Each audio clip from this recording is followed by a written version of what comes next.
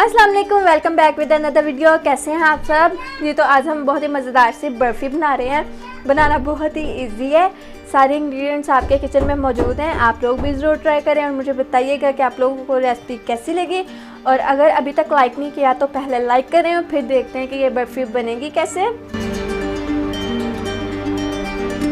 जी तो कर दिया लाइक, आ जाएँ फिर चलते हैं रेसिपी की तरफ। बेसन चाहिए होगा 1 कप, ऑयल आधा कप,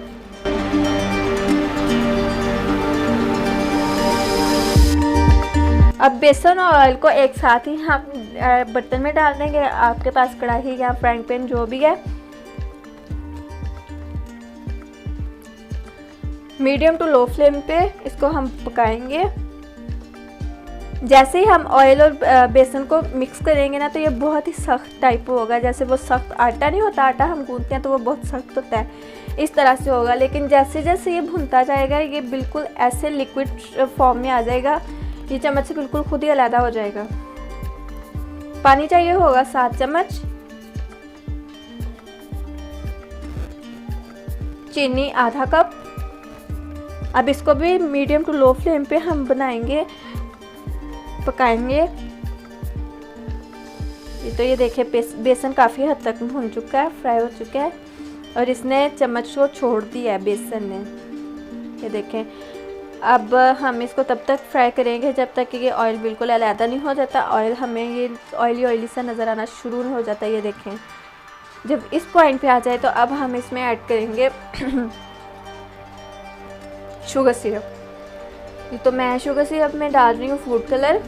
अगर आप चाहते हैं तो डाल लें, अगर नहीं तो फिर स्किप कर दें, कोई मसला नहीं है। जी तो ये देखें हमारा बेसन बिल्कुल रेडी है। अब हम इसमें डालेंगे शुगर सिरप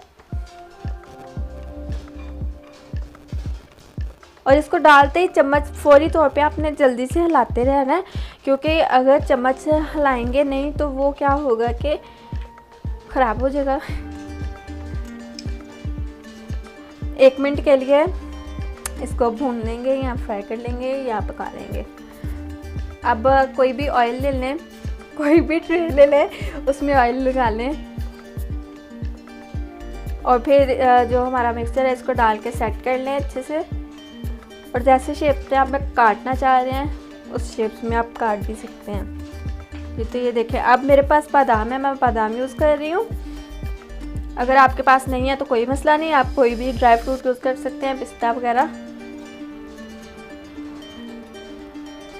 इसको ठंडा होने के लिए छोड़ देंगे 40 मिनट के लिए। ये तो 40 मिनट बाद इसको काट लेंगे।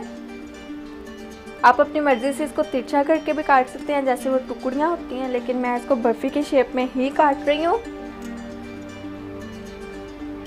बहुत ही मज़ेदार सी बर्फ़ी आप घर में इजीली बना सकते हैं। आप लोगों ने ज़रूर ट्राई करनी है और मुझे ज़रूर बताना है कि आप लोगों को कैसी लगी। ये देखिए, बहुत ही मज़ेदार सी बर्फ़ी हमारी रेडी है।